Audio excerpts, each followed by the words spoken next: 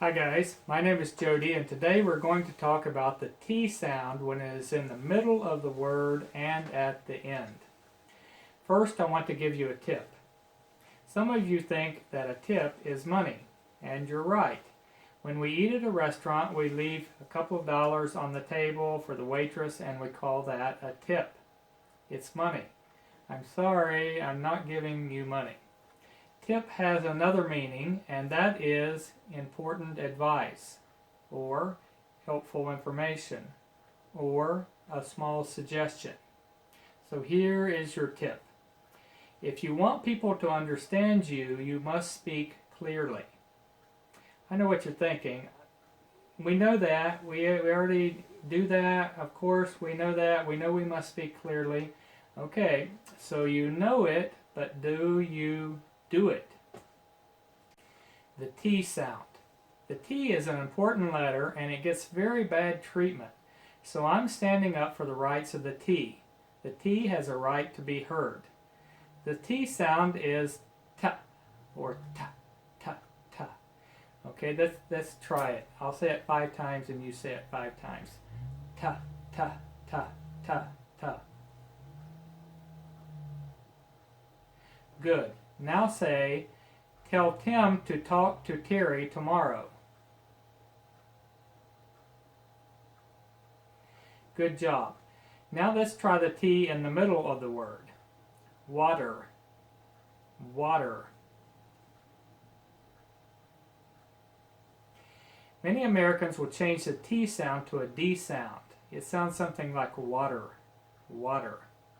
I don't want you to repeat that because we're going to try to erase that sound. Let's try another word. Bottle. Bottle.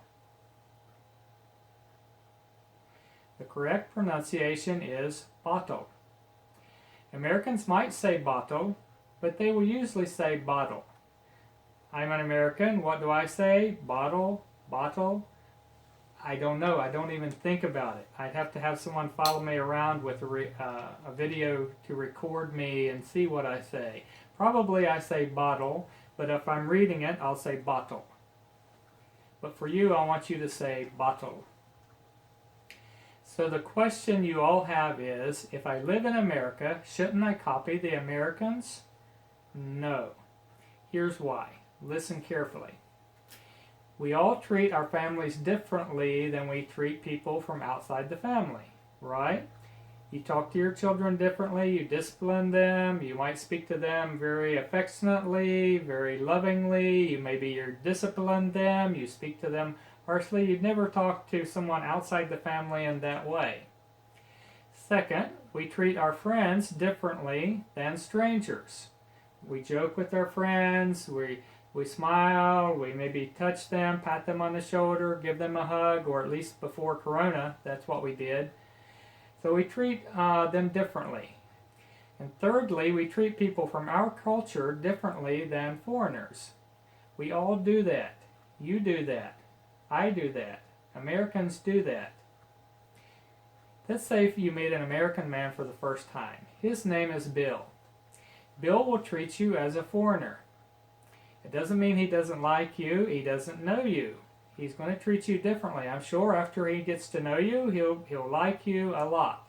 But for now, he doesn't know you. So he's going to assume, 1, you speak a foreign language, and most of you do speak a foreign language. 2, you have an accent. Most of you have an accent.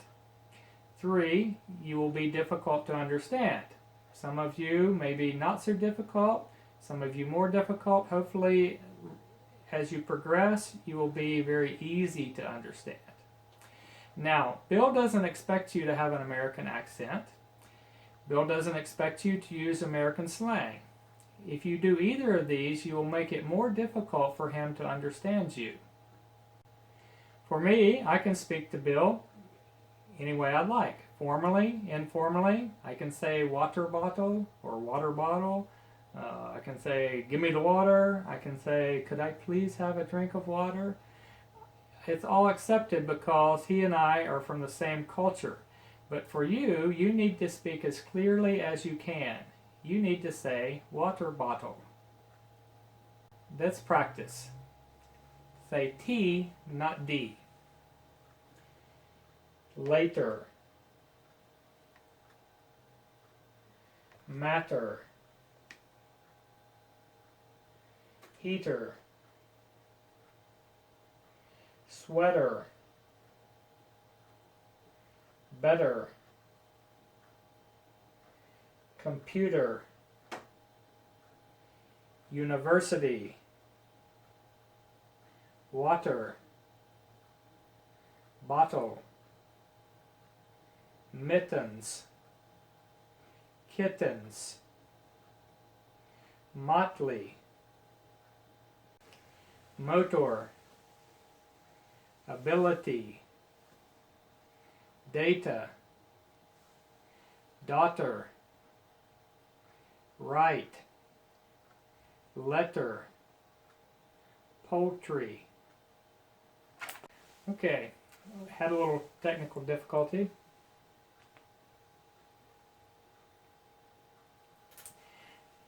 Okay, here's the rule for these words. If the T is between two vowels, or between a vowel and an R and an L, most Americans will change this to a D.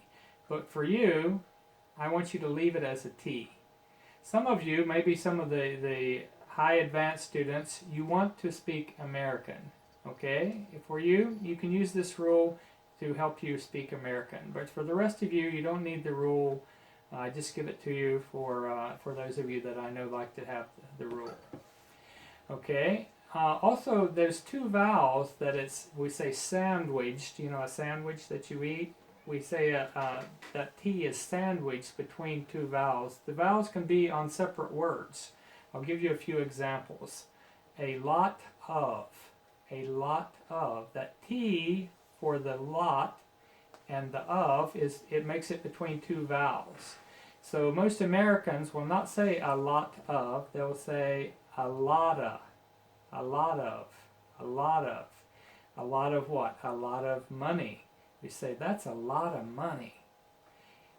Some of you just got a check back from the government. I was very thankful President Trump gave us this bonus. For us, it was $2,500. That's a lot of money. A lot of money. Maybe we'd make it even more slang. You say, that's a lot of bucks. $2,500? That's a lot of money. Okay, but for you, I want you to not use this slang, not just yet. Be careful with the slang. You have to say it perfect or it won't sound right from you. So let's stick with a lot of. Second example, great idea. Great idea. For the Americans, they might change that to great idea. Great idea. It's not a T, it's a D. Great idea. It should be great idea. Third, put it on. Put it on. It's sort of hard to say because you have to stop one sound to start the next. That's the reason most Americans will say put it on. Put it on. Put it on with the D sound. Last example, get in line. Get in line. Americans would say get in line. Get in line. Either get in line or get in line, but it's a D sound. But I want you to try to be careful with your pronunciation and say, get in line. In some cases, the T gets dropped out altogether. It's not changed to a D, it's changed to nothing. And this comes into play when the T comes after an N. Let's try some words. I'll say it and you say it. Interview. Interstate. International. Wanted. Printer. Enter. 20. Advantage. Percentage. Don't know. That last one, I hear a lot of people say it, don't know. And I hear that with the Spanish accent, with the Asian accent, and with the Arabic accent. I don't know. I don't know. should be I don't know. I don't know. Make sure that T, you can hear it. Now, one more rule. When the T comes before an N, the ending sound just gets rounded off to an N. Okay, for mountain, it just becomes mountain, mountain, mountain. There's no T there for many people, but I want you to clearly say that T. There's a big word, I could say you should enunciate the T, but I'm going to try to keep it simple. So just make sure that you hear that T sound. Let's do some practice. Mountain, fountain, curtain, written, forgotten, important, sentence. Okay, you want to go back and redo the video and practice this again. Okay, lastly, I just want to mention that the T at the end of the word can be very light. That means you almost don't hear it. When I say almost don't hear it, that means you do hear it. So you shouldn't drop it out completely, but some people do. For example, get in line. Some people will say get in line, get in line. It's a get in line, get in line. No, don't do that. Say get in line. Sit down. What do you want? Okay, I can picture some people saying, let's take that last sentence without the T. What do you want? What do you want? I hear that with certain accents. I don't want to pick on the Asians, but that sounds very Asian. What do you want? You make sure you say that last T. Make it very clear. What do you want? If there's a T at the end, there should be that T at the end. Okay, got it, everybody? Remember the tip I gave you? If you want people to understand you, you must speak clearly. So let's just focus on that. Speak clearly. And then there's a second tip I'll give you, and that's speak confidently. Confidently. Now, confidence means that you're sure. You're not saying, you know that when you speak, you're going to speak correctly. Now the two go together. If you speak clearly, and you know you are speaking clearly, then you know people will understand you. That means that you can speak confidently, confidently. That means that you're not shy and you're not scared that I'm going to say something wrong. You speak normally. You speak confidently. So speak clearly and you'll speak confidently. Okay, your homework. Watch the video again. Stop it and practice speaking all the words at least 3 times. Now for the advanced students. Speaking clearly means to enunciate every sound. Enunciate every sound. What does that mean? I want you to use the Webster Dictionary app. Look up the word enunciate. Now once you have it up on your screen, pause the video, get your phone, get the Webster app, and look up the word enunciate. You'll see several things about it. You'll see the spelling, you'll see the pronunciation broken up. Enunciate. There's 4 syllables. E-nun-C-ate. And that's exactly what it means, to say every syllable. You don't just say enunciate. You don't make 4 syllables, 3 syllables.